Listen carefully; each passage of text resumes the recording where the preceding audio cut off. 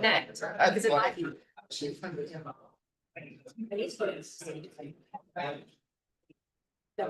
Oh, yeah, say, it adds 15 pounds. Good. Call the work session to order. Up first, I believe we're gonna have Bellis come up and make a presentation on new zoning in the city of Plattsburgh.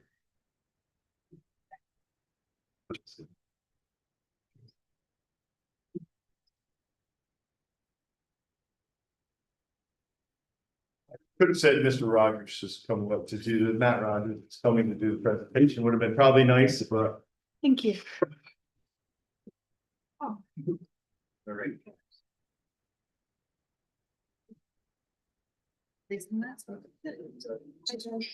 Yeah.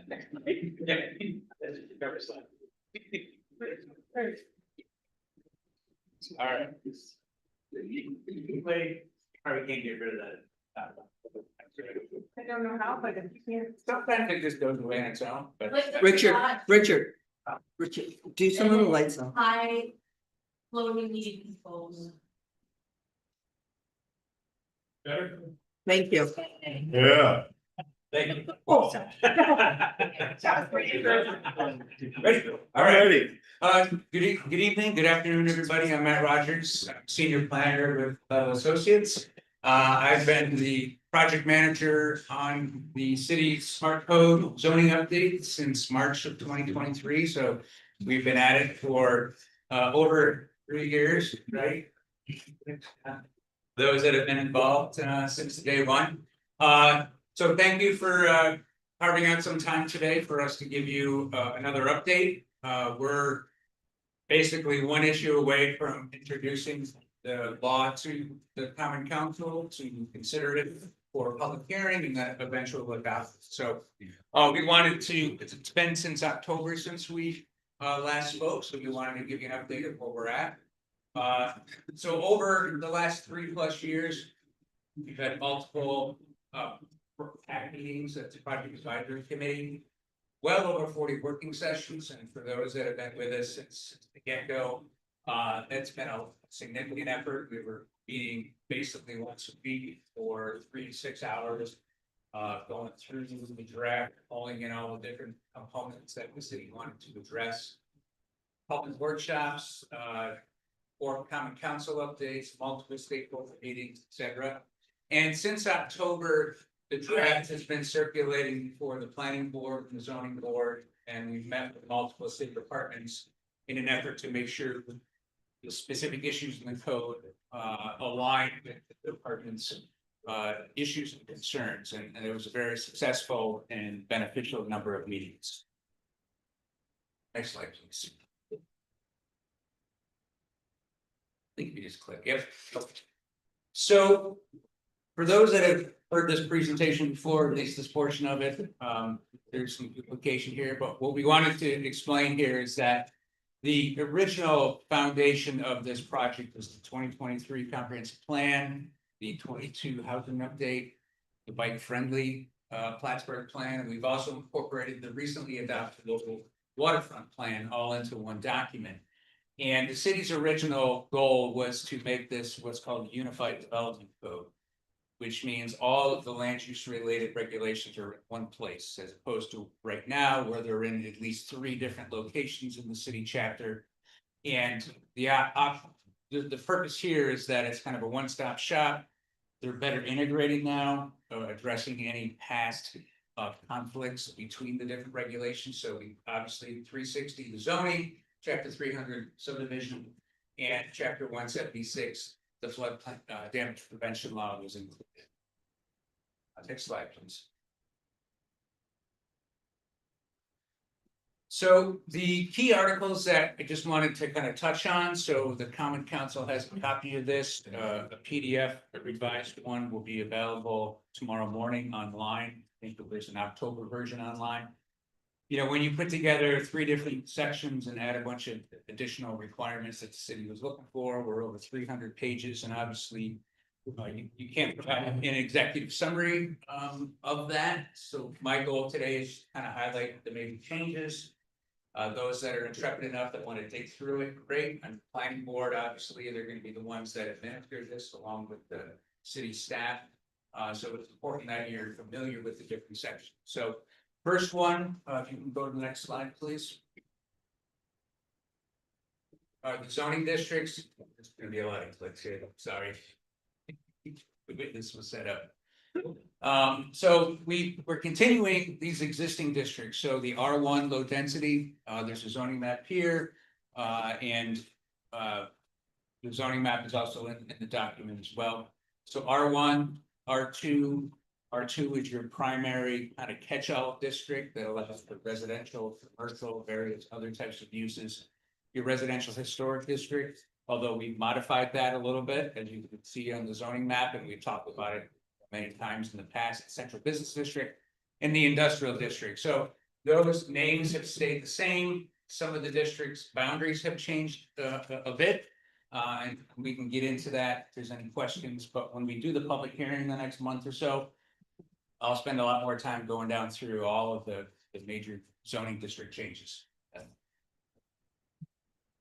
So the density adjustments that I just wanted to highlight here, so in the R1 district, right now only, this is essentially your primary single family zoning district right now as it exists. And the way that the code is written, it's more of a suburban style type development.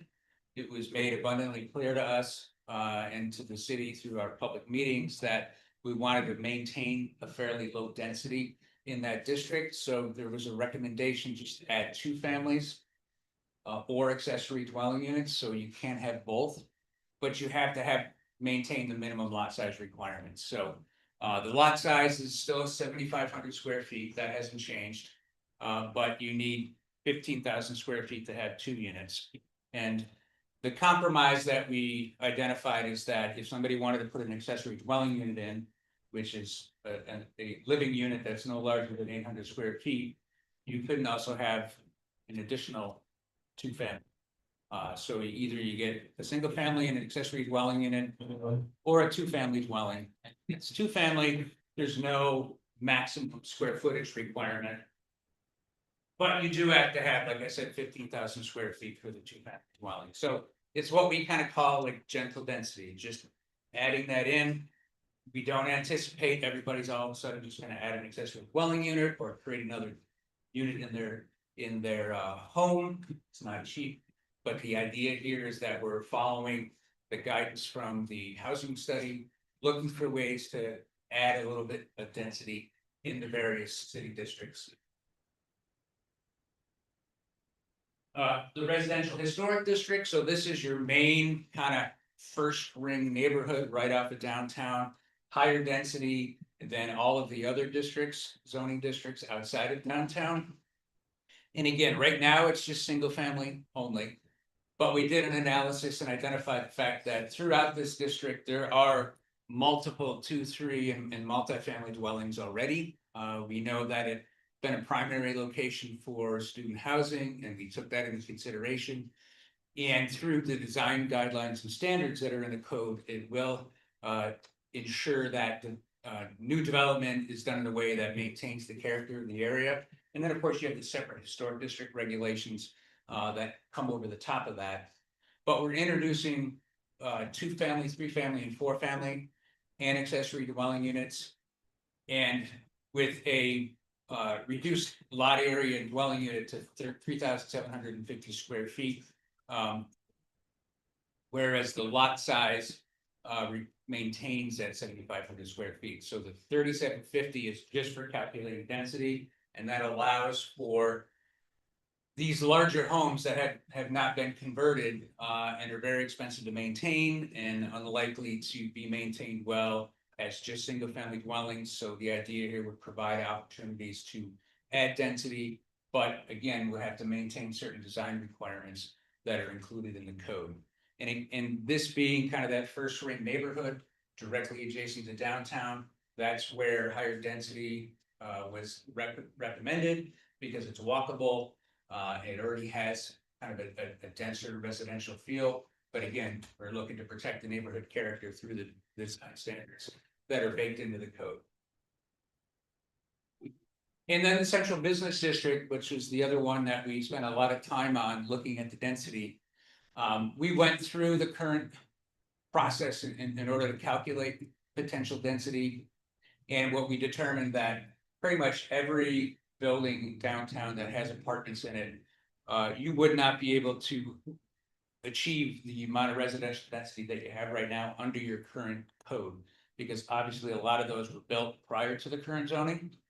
And the current zoning apparently took a direction of trying to keep the density down in downtown. And that is opposite of what the comprehensive plan had recommended, the housing study, and the direction that we heard from stakeholders in the public and the committee to look at a way to try to increase the density. So we're proposing to allow it at 1 dwelling unit per 600 square feet, which is actually not as high as some of the residential structures, units that are above some of the buildings downtown. So we kind of had to take a middle of the road approach, recognizing that we don't want to go too far, but we want to be able to provide an opportunity to redevelop some of the upstairs ones.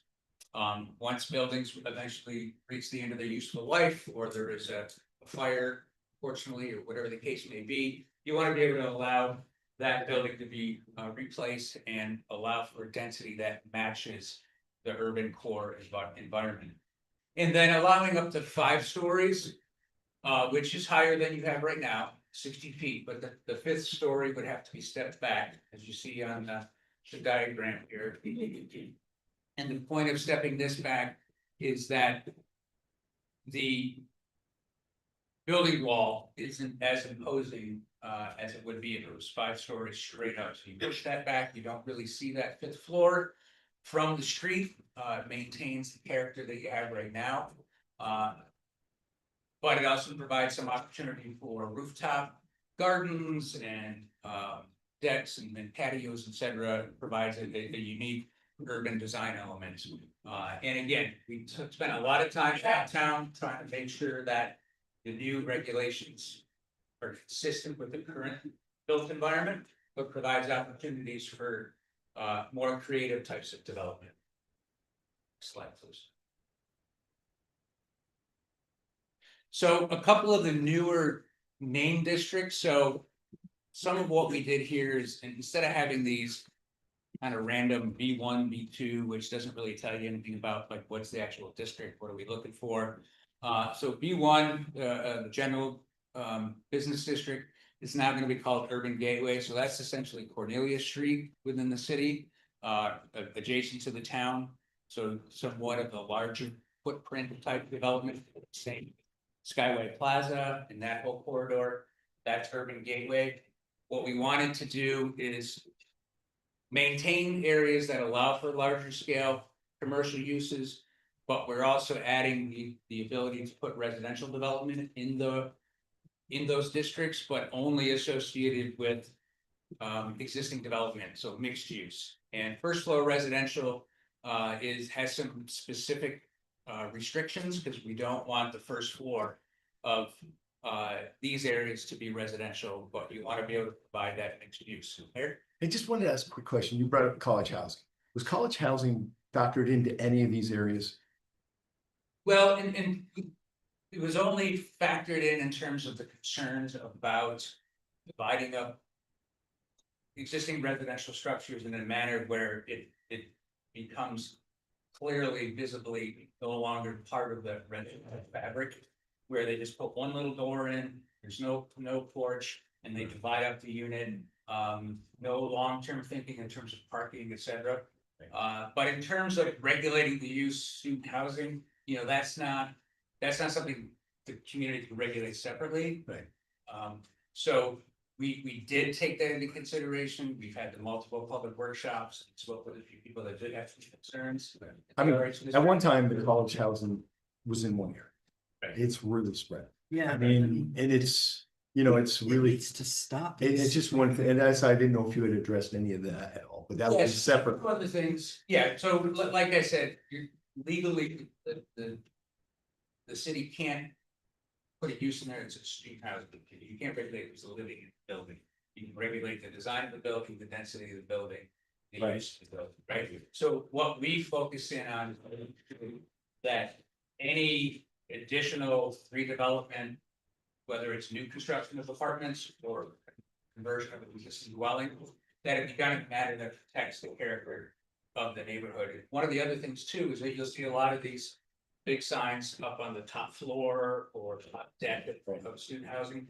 Under the proposed regulations, those will have to come down, no longer allowing large for rent signs on upper floors, and that if whether it's student housing or just any other type of an apartment complex, if they want to have a sign that identifies the name of the residential structure and whether or not it's for lease, you can put it permits on it.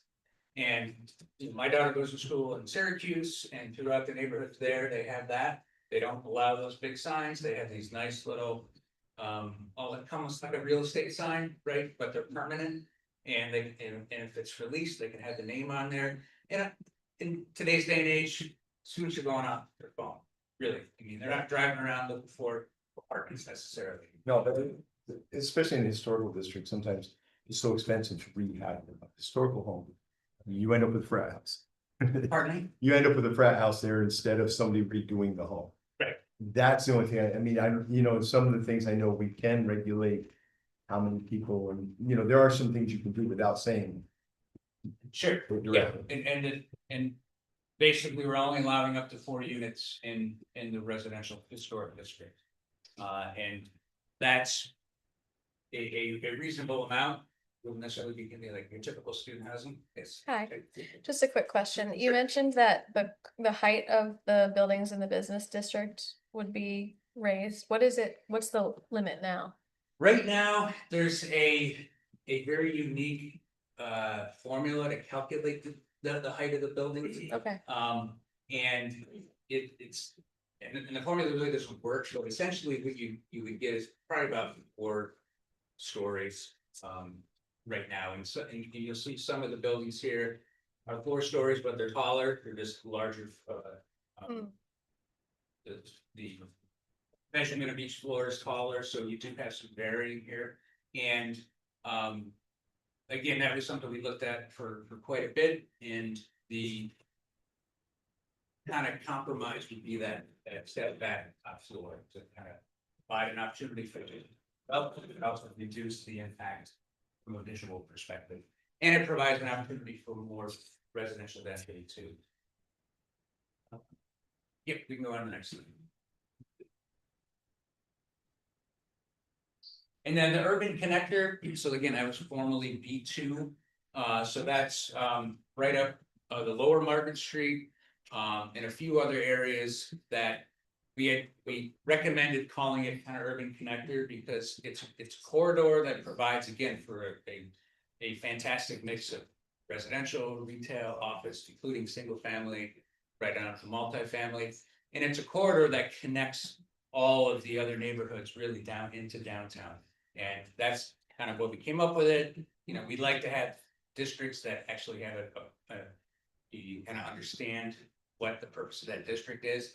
And for each of these zoning districts in the code, right in the beginning of the code, it provides a purpose statement and goals and objectives for each of the zoning districts. So if there's any question down the road is that, you know, is this particular use something that we want to have in here? You can kind of, the starting point, go into the purpose statement, goals and objectives. That's what I was gonna ask you. And that lays out kind of the guidance in case there's any question about approving a particular use. It's not the only thing, obviously, but it's an important thing that we like to have in codes that gives everybody an understanding of what's the long-term preference of this district. And for all the districts, we created what we're calling these vignettes on the right-hand side that provides a kind of a snapshot of the development pattern. And they're really, a lot of them are based on the existing development pattern, but in districts where we're allowing mixed-use residential or other uses that weren't previously allowed, we integrated that to kind of provide that guidance to the planning board and to the applicant on how to blend in these types of uses. Next slide.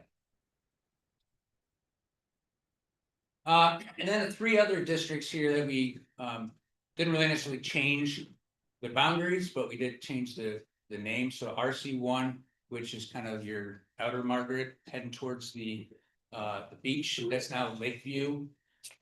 We did modify a little bit of the uses and density in there, but the Lakeview is predominantly, especially, well, on both sides now, you got a lot of condos and apartments and hotels and other kind of larger footprint retail. And then Lakeshore Heritage and Oval and Shoreline Recreation District, that's really the old base. So the oval is technically the actual oval. And then the city property along the river, or along the lake rather, and the trail. And the Lakeshore Heritage is all of the property that surrounds the oval.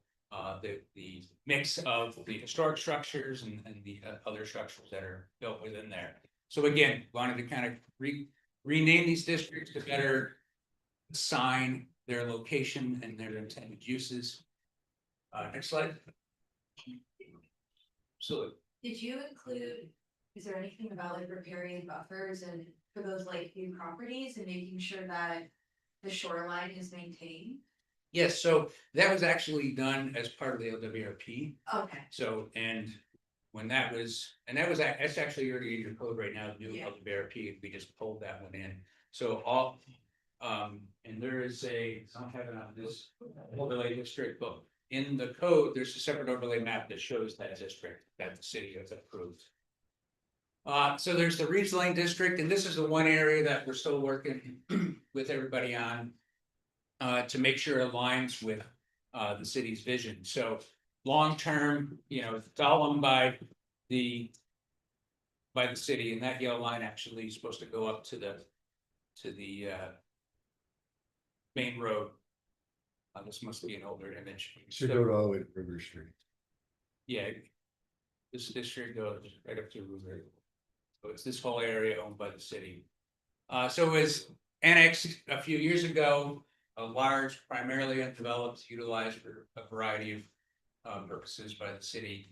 And it's within the flight path, obviously, of the airport. Next slide. So right now it's governed by two separate local laws. It was rezoned central business district with an overlay zone. And the purpose of that is it's trying to provide the city as much flexibility as the uses that are proposed in there. And that was a little bit different than what we originally were moving forward with the Reeves Lane and Flex Industrial District. So now we're taking the city's two local laws and trying to work that into the code that preserves the Common Council's jurisdiction, allowing industrial buildings up to 100 feet. And Common Council retains the authority to issue special use permits and site plans and grant waivers and variances for dimensional requirements. So, and throughout the city, we're also through this law specifically prohibiting data centers and cryptocurrency. Next slide. So for Reeves Lane, again, that's the kind of the last point that we're working on with the city, and then we'll be back presumably next month for the introduction of the full local law. Next slide. So the overlay districts, there's a map here that shows most of them. So overlay districts, essentially what they are is that the base zoning remains. So in an area where there's R1 and there's an overlay district, the R1 still is regulating development, but development allowed for the overlay zone is permitted, but through a special review process. And spent a lot of time identifying different properties, dealing with unique zoning issues, because it's not always black and white, where you can allow development to occur under the base zoning, but because of certain existing developments, existing uses, lot dimensions, etc., sometimes we have to provide some additional flexibility. So that's what we're looking to achieve through these overlay districts. Next slide. So the industrial flex Weed Street Extension Overlay District, that's a lot, I know, IFO, that's up here in this location, north of Boynton. So that whole area is actually zoned industrial. But the area in which we've shaded are commercial uses, like dollar store, pharmacy. I'm not sure if the car dealership is still there. But we had conversations like maybe we just pull that out of industrial and zone it commercial. But there was, because there's only a finite amount of industrial land in the city, and not a lot of cities still have actual industrial land zone. We didn't want to get rid of it, so, but what the purpose of the overlay district is provides more flexibility for those commercial uses. Right now, they're considered pre-existing non-conforming, those types of uses aren't generally allowed in commercial or in industrial district. But by providing this overlay district, it gives them more flexibility and they can go through the typical review process. Without having to go get a variety of variances because they're not conforming uses. The hospitality adaptive overlay, I'll just point a few of these. So this is the old Elks Club on Cumberland Ave. Of course, we know that it's a very large structure. It's changed hands a few times. Very expensive to upkeep. So the idea here is that through an overlay district and a significant review authority by the planning board, you could allow for like a boutique hotel, something along those lines. And there's a lot of protective requirements baked into this law to address potential concerns for neighbors, noise, hours of operation, etc. Again, this was another item that we spent a lot of time trying to get that right, but provides an opportunity to develop that use. Whereas under the current zoning, which is just pretty much residential, not a lot's gonna happen to that without a significant investment by a residential property owner. A couple other ones, so the French Quarter overlay, this is an area where, if you're familiar with it, the homes are really tight on each other, small lots, narrow setbacks. And the underlying zoning for that, the R, I always get these confused, R2, the dimensional requirements just don't work, so a lot of variants have to be issued for that stuff. So the overlay reduces some of those dimensional requirements, providing relief automatically to homeowners so they can make improvements, invest in their property without having to go through multiple meetings and public hearings. Let's see, do another Wall Street residential overlay. So this is another one where it's all the property is on industrial, but the area in which we've highlighted, they're all residential properties. So anytime somebody wants to put an extension on their house or put a deck on, it's very, very difficult because they're non-conforming uses, and you're not supposed to expand a non-conforming use.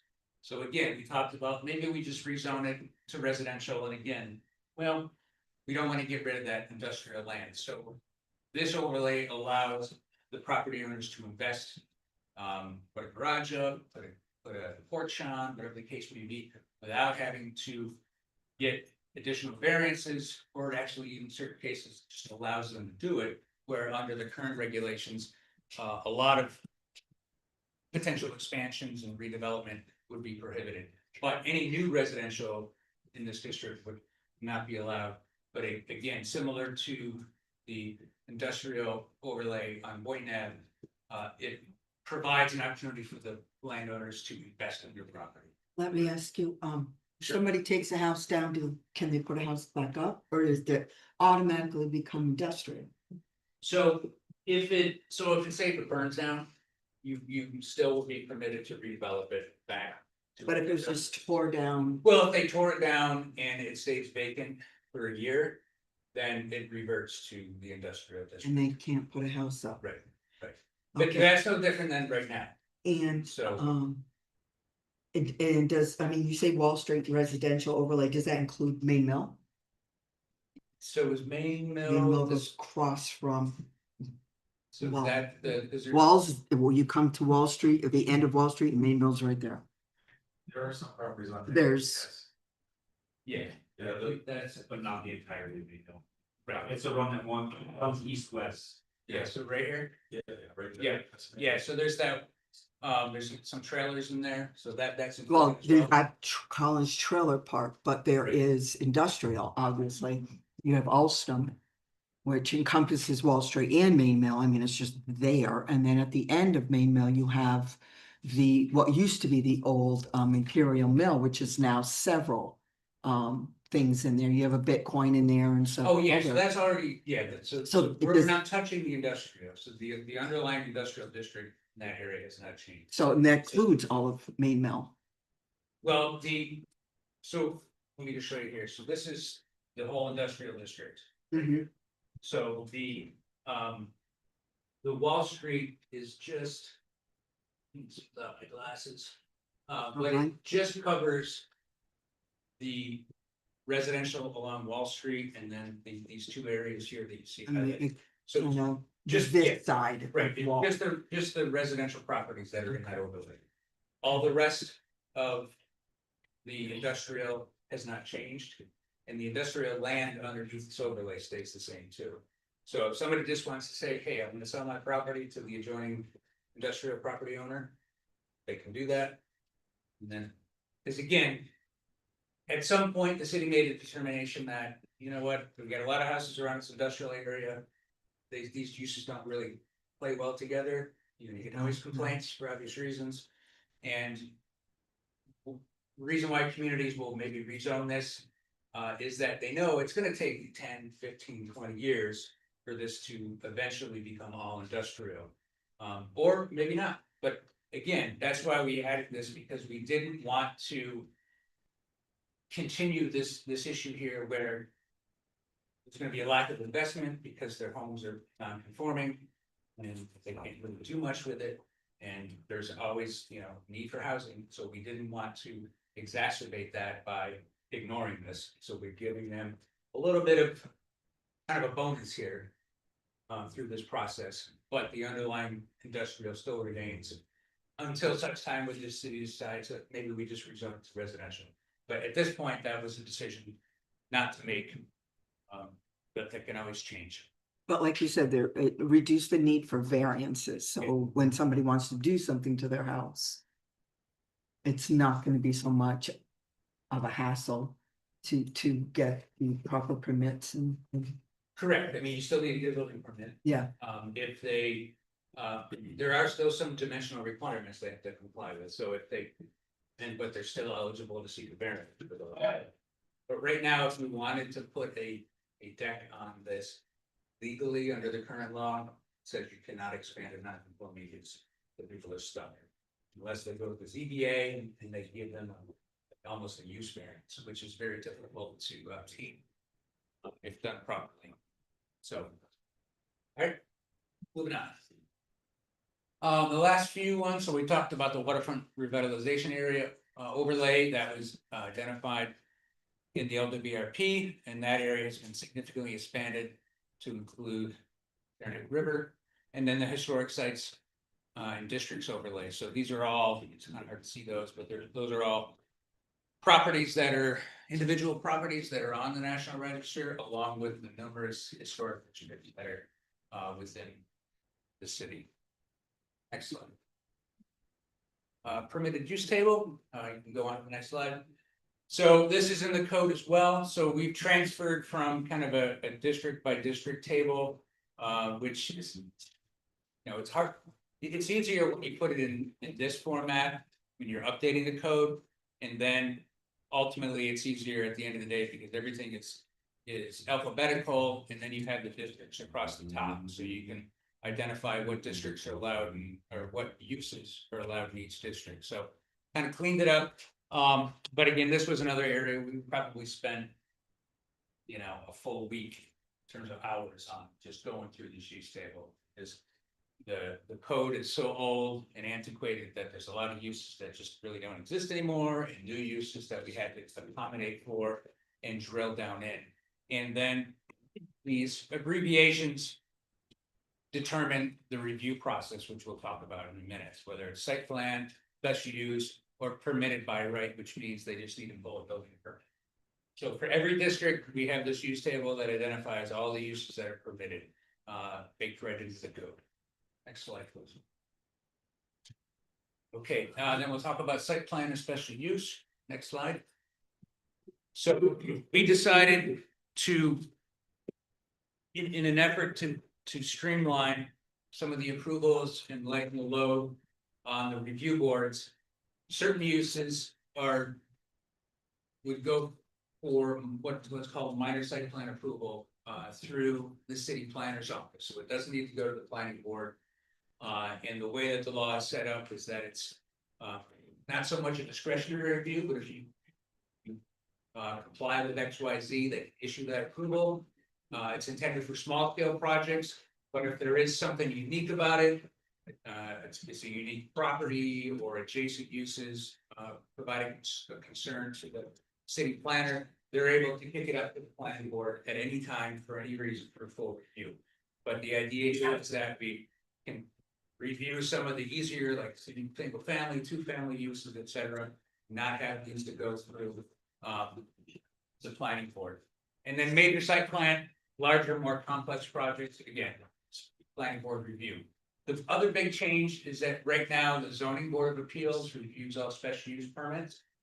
And that's not unheard of. It's kind of an older way of doing things because special uses kind of came out of variances over the years, where it was originally called a special exception use. But instead of getting a variance, it's just a higher level of review.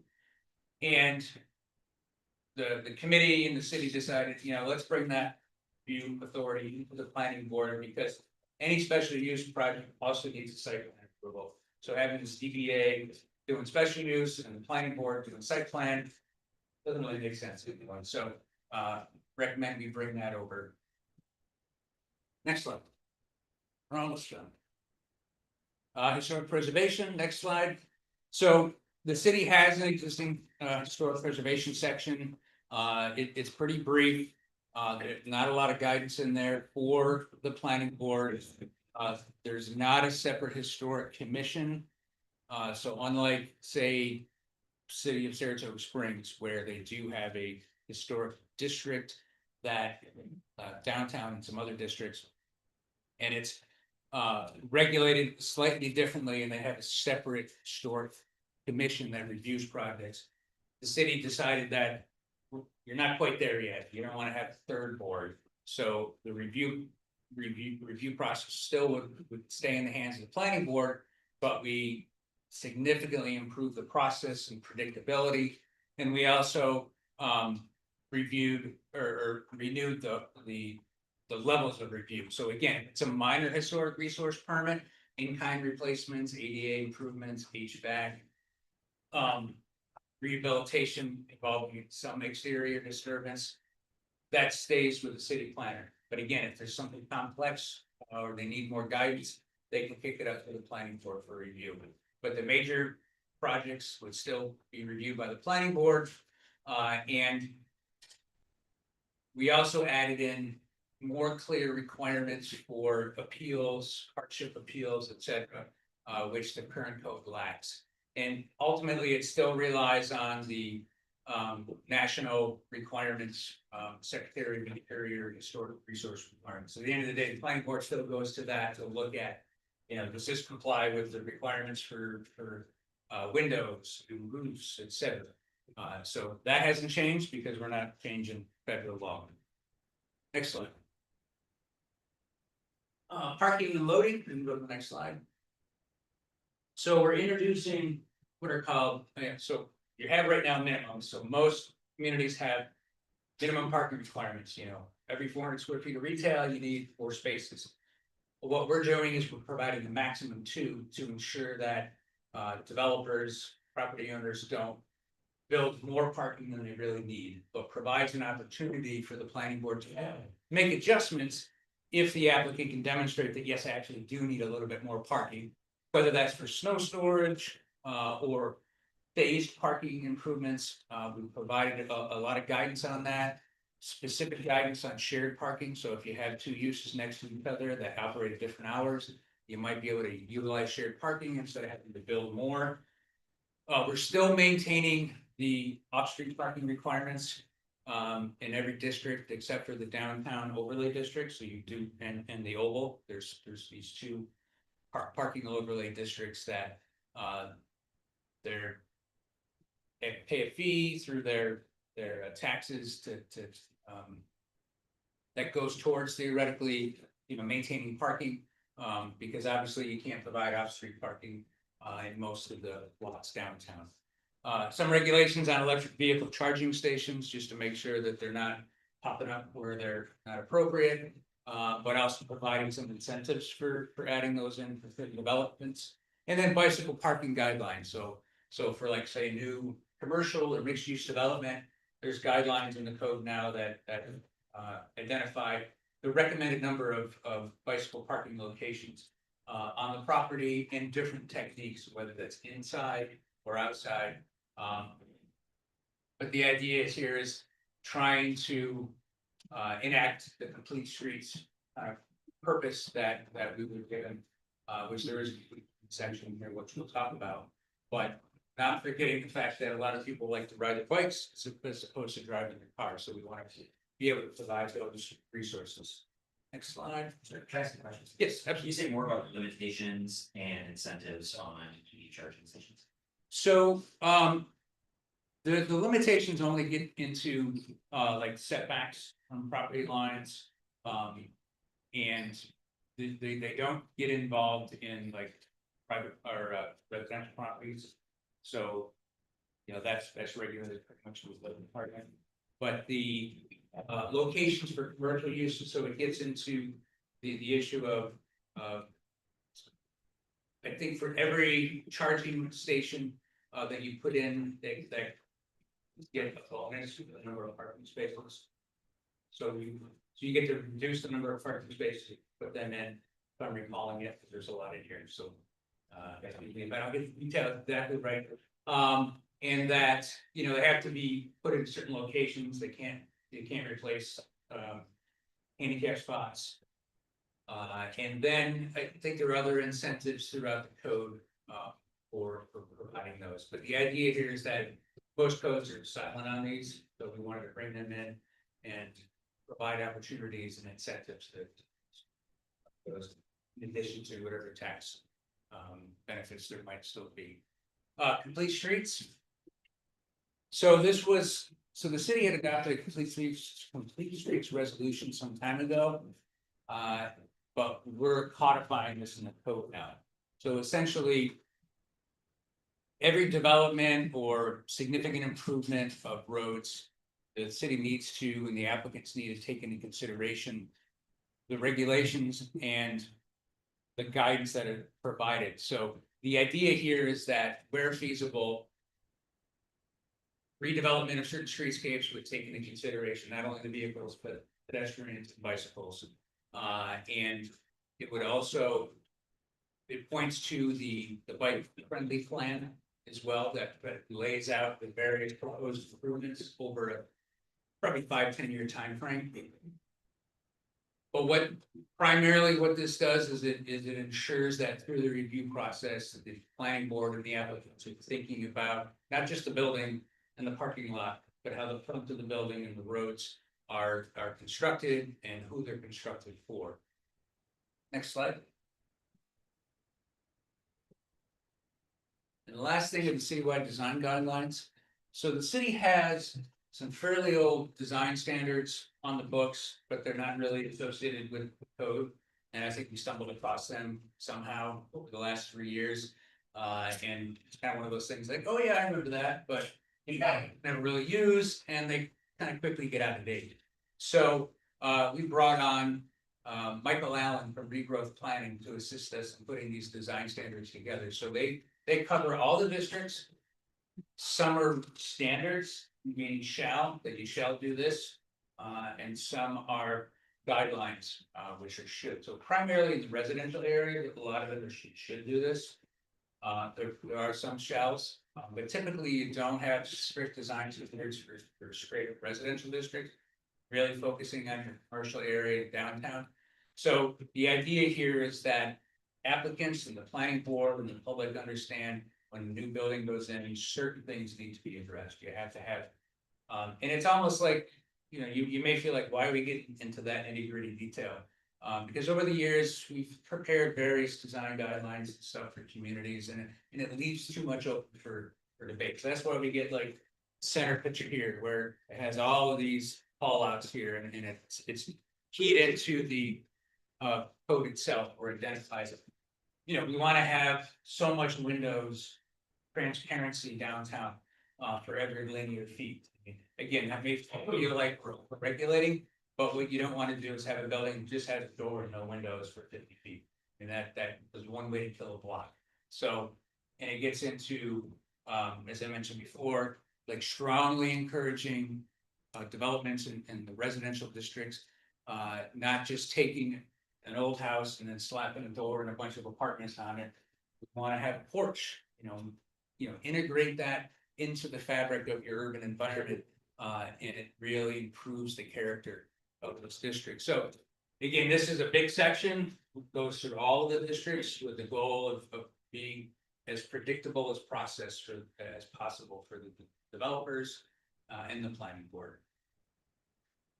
Just got one slide left. So next steps, as I mentioned before, we just need to align the code, specifically the Reeves Lane, with the city's local laws that were passed last year. And then when we should be able to do that probably within the next 2 weeks, I would imagine. And then at the May meeting, the Common Council can decide if they want to formally introduce the law. So it's a local law, just like all the other local laws that you pass. So it's we passed as a local law, but it's much bigger. So, but that's the first step. So you guys will have an option between now and May to start digging into this. I'm available if you want to give me a call, Andrew and Emily, if you want to set up some calls with the Common Council members a couple at a time. Happy to do that to answer any questions that you have. If you do accept it to begin the process, you'll schedule a public hearing. It's even though we've referred it to the planning board, the Common Council is required to formally refer it to the planning board, so they'll have another opportunity to take a look at it. It needs to go to Clinton County Planning Board. That's a state typical process. And then we need to comply with the State Environmental Quality Review Act, do an environmental impact analysis of this. And we don't expect this to be an environmental impact statement, but we will be digging into any potential issues. And then adoption, and a code of this size and with the amount of work that was put into this, it's going to take a couple of months, 2-3 months for this to work through the process. If we get through this, and it turns out there's certain things that the public, like, maybe we should retweak this, Common Council has some issues, then we kind of start back again at the introduction. We'll make those changes and then we'll go through that process again. If there's any substantive changes to the law between submitting it to you and then after the public hearing, we got to go back through the review process. And that's it. Any questions? Is there another public information session scheduled for the things that you just told us now? Like you did it before, just it's been very helpful for the public to be able to. Well, it's not a separate workshop, but when the Common Council schedules a public hearing, we'll be back. And I will spend more time going through the code, probably more like 45-minute presentation or so, and digging that in. And that's a public hearing where the public is allowed to ask questions. We'll have all of the maps up, and I'll probably have a big board of the allowable use table, so people can look at that. And then typically, I always encourage communities to provide at least a 30-day public comment period, 5-60 days, to give everybody an opportunity to review the document. I suggest dropping it into an AI and summarize it for you, because seriously, that does help to try to pull out the big issues. And they can provide written comments after the public hearing.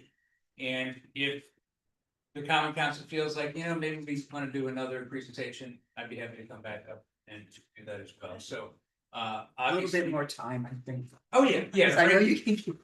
Right, need more maybe time. again,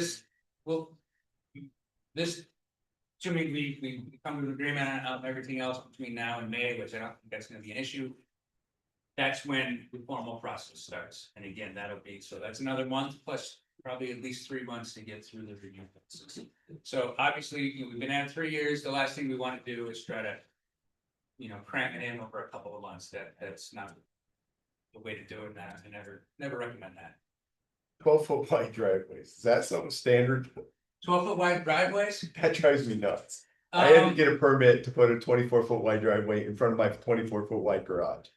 And I know it's written the same way in this. yeah, I mean, essentially it's 12 feet if you don't have 100 feet, right? right, that's too granular at the moment, Okay. sir. Alright, I just, the But- 12-foot thing, I mean, it just makes it so inconvenient. I mean, then you gotta go in front of the planning board to put a 24-foot wide driveway in front of your 24-foot wide garage. Yeah, that, I don't know if we really got into that.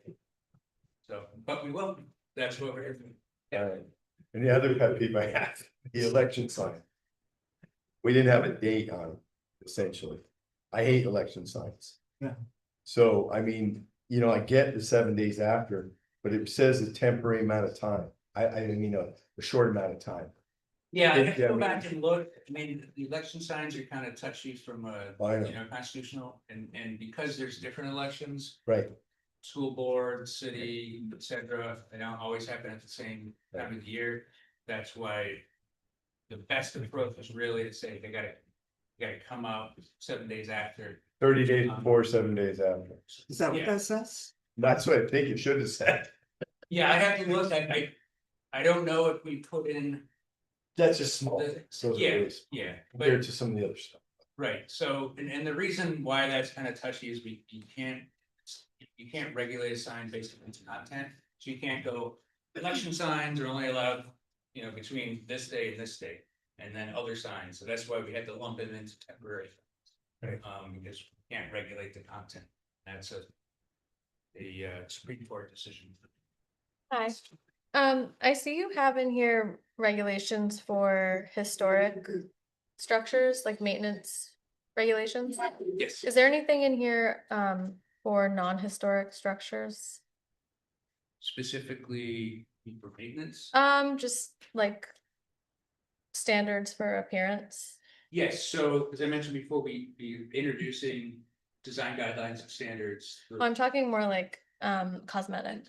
Okay, well, there is some of that in there. Mhm. And then the other law that addresses that is the building code. Mhm. And And that's not included. no, that's separate, even though that's primarily gets into health and safety. But if the city wants to go like one step further, then it's a property maintenance law where it gets into very particular requirements of like paint is peeling, you need to take care of that. Your siding's falling off, Yeah. et cetera. You also have to be careful with that because you don't want to be disrespectful to someone who is unable to Exactly, do Yeah. those type of. and improvements. that's why. You need to be respectful of those Yeah. people. It's why the design guidelines for residential is kind of a light touch, recognizing that not everybody can do that. And that. Between the guidelines in here, the building code, there's enough to at least avoid public health and safety issues. And then there's other opportunities, we get some grants or neighborhood cleanups or assistance, but that's kind of a touchy, difficult thing to over-regulate. You wanna try to avoid that.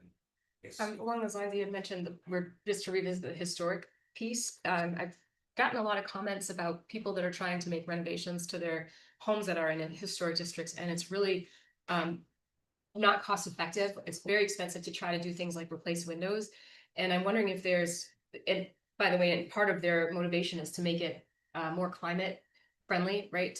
You can make things a little bit more energy efficient. Right. And it's just really expensive to do wood, and I'm wondering if there are exceptions made in here for hardship that can, kind of speak to that or give them a little bit more flexibility with approving those pieces. You mentioned that it was against federal law, and I'm confused by that, but just maybe. Yeah, so, speak to that. I'll just start with the federal thing. The federal, they're the Interior Secretary's guidelines for historic structures, so that's the document that is kind of tied to any building that's on the National Register, or buildings in the National Register District, in terms of, the types of windows and et cetera, to provide guidance to the planning board and the applicant. We did, as I mentioned before, add in a hardship. Okay. A step by step, so if there are issues with the cost of it, There's a process that they can go through to try to get some relief. And then it's been a while, and I'll just have to refresh my memory, but we did recognize the fact that technology and materials now have come a long way, where vinyl doesn't look like vinyl anymore, et cetera. And putting in a wood double hung window is very expensive as opposed to one that's vinyl. And I believe there are some guidance in there to help with that. You know, if it looks like it needs to from the street, doesn't matter what the material is. So that's in there, if that's in there, There's then some guidance in there. Okay, I About think that, that's- but it's still, you know, it's a case by case. There's a couple other agencies involved too. You've been good. Yeah. Yeah, There's yeah, some- so, Shippo's yeah, it tried does some depend on, you Yeah. know, so if somebody just wants to replace a roof, Right. you know, they do have to come, you know, to the planning board, and that typically, but we did provide in there too. You know, we completely restructured it, so if it's like an emergency type thing, you know, they gotta patch it, they patch it, right? You know, the goal of this, the time we spent on that was to make it easier for the property owners, so that they can make these investments as opposed to letting it decay and have demolition by neglect. So, Right. But we're, you know, this is why we're at this process now, and if there's different ways that we can make that process even better, we'll go back to the drawing board and look at it. That guidance is Department of Interior's, not ours. right? Well, the Department of Interior gets into the very specific requirements of different types of architecture in terms of the types of windows, the types of roof, the design, et cetera. That's, and again, that's not, you know, you don't have to follow that necessarily to a T. Yeah. Because there is some flexibility in there.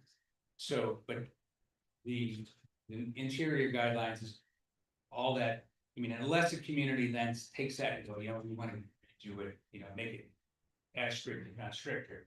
But Plattsburgh, and most communities just rely on that for guidance. We have not made it stricter. No.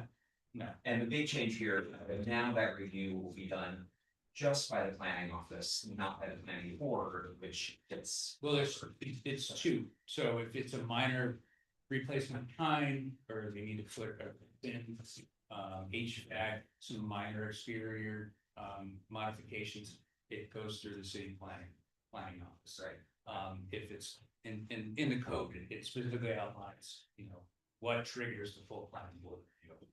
So, because again, if you're just replacing it in kind, something that I'm gonna replace my slate roof, they provide it, and it's like, yep, this meets what you have right now.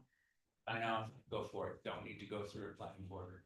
But if somebody says I wanna replace my slate, also or my wood with vinyl, then it would come back. Is that right? Then, yes, it's not a replacement in kind, right? We have to have the other board, yes.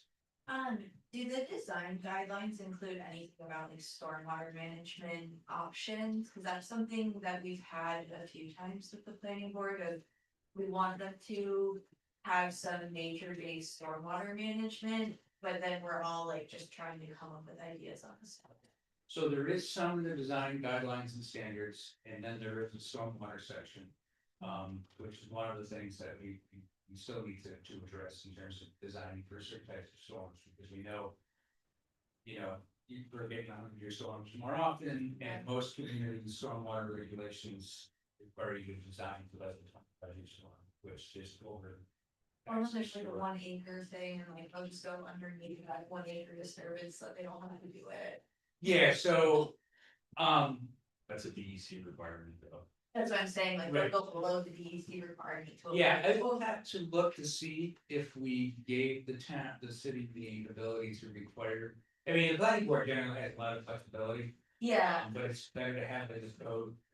So a lot of communities now are saying, listen, you just don't want to rely on 1 acre requirement, so they have to prepare a stormwater pollution prevention plan. If it's below 1 acre and it's a difficult site, where we know there's historic flooding there, the planning board can require either a full stormwater plan, for detailed erosion and sedimentation control requirements, which is still required to do. But not necessarily the planning board, so the planning board now would have more involvement in dealing with that, and I think, there's really storms now, so we know that it's different. And there's different opportunities for integrated green space, rain gardens, et cetera, and some different developments that provide some incentives to do that. Yeah, okay, awesome, thank you. Isn't there draft improvements for minor subdivision? Yes. That streamlines the process a little bit. Right, so the same thing with the site plan, there's minor native subdivisions, the simple ones would stay at the staff level. And again, if there's a reason why they feel like, no, I want to give it a plan board, they can do that. So that was another one too. Didn't highlight that today, but yeah, we did bring the subdivision rules in. Made some tweaks, not a significant amount of them, added lot line adjustments. And see a lot of those, so that's now codified. It's not just a process. So. We a lot more adjustment. So, yeah, we made some tweaks to that as well. That's where some of the stronger requirements are. So, thank you. I have one more question. Absolutely.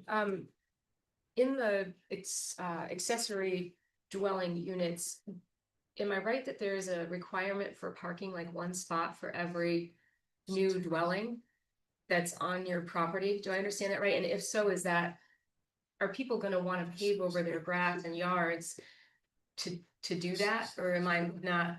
Well, the Reading that right. accessory, yeah, so the accessory dwelling unit, is allowed, but you do have to provide additional space for that. Because the city also has required systems that prohibits paving your front lawn.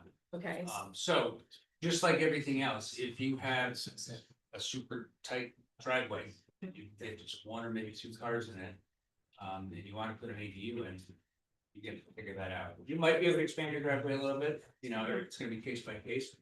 But it was loud and clear that we didn't want to reduce the parking requirements to put more people on Parkwood Road. So an ADU is essentially a density bonus. You don't have, I'll oversimplify it, generally, you don't have to have the acreage you need to have a two-family home for an ADU, and that's why it's capped at 800 square feet, and there's a bunch of other supplemental requirements in there that it has to be similar to the design of your existing home. It can't be any larger than the existing home, no larger than 800 square feet, certain setbacks and protections put in there to address neighbor issues. okay. So just because of use of allowed in the use table or elsewhere in the code, they still need to meet all of the other requirements, setbacks, lot coverage, parking. Just feel. Maybe this is too granular for the moment, and if so, please tell me, but I'm trying to reconcile the idea that we're promoting a walkable city. And yet we're requiring these parking restrictions, and how does that tie to density? I'm not sure that it's all connecting in my mind, because I'm not in this. Right, yeah, so we did go through, when we updated the parking requirements where we could, we reduced the requirements primarily for like commercial. Mixed use, because a lot of what's in the code right now is just carbon copy from other communities, and it's way too much parking that they need. So we put a check in there that says, okay, you can't go any more than this unless you can demonstrate to the board that you really need it. But until such time that for various neighborhoods in which there are walkable public lots, we were not gonna venture into the possibility of no parking requirements. A lot of urban areas are going that way, but they're only successful if there's public parking lots that are within reasonable walking distances of homes. So, and again, that the parking requirement is kind of a check. So by saying that we're gonna allow for increased density in say the RH district, if that lot is so small that it can't accommodate the parking, you can't get the density, and that's an important part of protecting the community character. Okay. So you gotta balance those issues. Yes. Solar panels on roofs. Yes, That's something that's copacetic with the MLD and they're capable of handling all that. we did talk about it, you know, the unique structure that the city has for, Not allowed. the electric. Right. You know, but the decision was to allow it through zoning and if at some point the city decides it wants, you know, I get through, now fully understand the, you know, the private. Me neither. policies, yeah, right, but we felt that putting it in there is the first step and we can have work for future conversations. And then the you know, the solar requirements, you know, they're basically pulling a building permit, you know, in other communities. But that is something I flagged with the planning teams that we probably need to circle back on, particularly when it comes to the utility scale solar. Right. Which again, we spent a lot of time kind of going back and forth on that. And if the city feels like, you know what, it's just too soon and it doesn't work with the current power structure, then it can be pulled off. But we wanted to just get it in there for review purposes. So that's Back to accessory dwelling units, my questions kind of keep coming up to myself here. Are they for short term or are there restrictions? Like you can't have an Airbnb or it's correct. So the residential? yeah, so any accessory dwelling units that are built after this code is adopted, they cannot be short-term rented. Can only be rented for more than How many? 30 days, more than 30 days. Or 30 days or more. So there's a short-term rental is basically less than 30 days. And that aligns, well, it aligns with the state's definition when the state passed the law or amendment last year for the ADU registry. Actually, no, I'm sorry, I'm confusing it with the short-term rental, but the short-term rental registry, so that's less than 30 days. And we decided that if we're gonna be giving property owner a density bonus, another unit for free, essentially, without having to have the acreage, we didn't want them to turn right around and then short-term rent it. How is that enforceable? So there will be a short-term rental registry. We have them right now. We have That one. Yeah, so what I'm saying is that would be tied, the ADU and the short-term rental registry would be tied together. Okay. So if somebody comes and says, hey, I wanna operate a short-term rental, and they say, I wanna do it on the ADU, or can't do it. You know, and I don't know where the city is in terms of monitoring the platforms. But that's an issue that is just, Right. it's a normal regulatory issue that you need to be aware of. And some people will pop up and short use any, you know, their home or an apartment without getting registered. And that's a different issue, but yeah. They already allow some, but not, if they're already on a. It's just not it's not a separate dwelling or something like that. If you're already doing short-term rentals, like an Airbnb, it's allowed under It's allowed right now. right now. Yeah. But it isn't attached, it's in your home or it's in, It can't be an accessory. it can't be an accessory It dwelling. can't be an accessory dwelling, which is an accessory dwelling unit can be built as a separate structure in your backyard. Build it over your garage, build one in your basement, you can put an addition on your home. You know, as an ADU, and then that's laid out in the code, all the different types of ADUs that you can have. And that also depends on the district that you're in.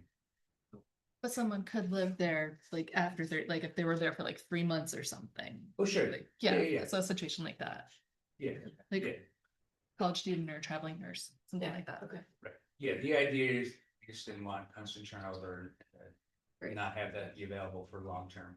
Or even, you know, for traveling nurse, and that came up a lot too, that people do look for 30, 60, 90 days. Right.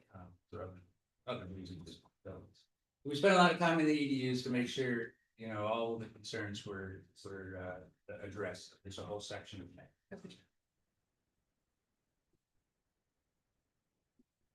Thank you. Okay. Appreciate it. Yeah, Thank you. great. So we'll coordinate with Andrew and Emily and Yeah. the team and I think we'll probably have a conversation with the mayor and Justin just to hammer out the RFI and then we'll update the full board. But again, if you want to have a conversation with us, once you start to dig into this, we'll make time and jump on and speak. Yeah. there's a lot to dig into. You could have made it work, so you could have got to 400 pages. We're working on it. All right, All right, thank you. thank you. Thank you. No, I hope. Ken. Good. I don't know which one it is. Awesome. I think like I would just need to read like more and get a list of questions and whatnot. Oh, yeah, I think all of the information, I was asking if they're having another. That's event. great. Yeah, thank you. There's not very Does many people. anyone have any questions about tonight's agenda? Well, we got a few minutes. Thanks. Thanks, we're all going a little bit shorter. Jared, one question about this thermal association thing. Is this something that went out to RFP?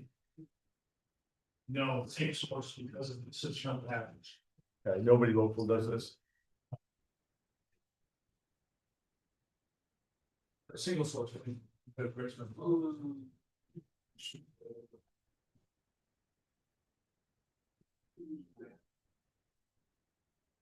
Who's the other question?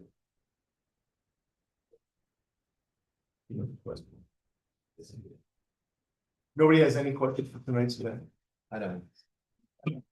It's a small agenda. I need to go. Yes. I think I should answer the questions. Cool. Illicit discharge. Why did my turn? Oh. Tomorrow, you gotta talk to Plattsburgh Housing. They're trying to set their budget for next year and they want to get the electric rates. Oh, you got it? Okay. No, I just saw them, so I told them we'd touch base with them.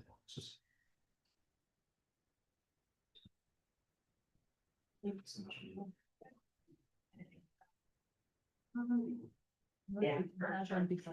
If you don't have funding.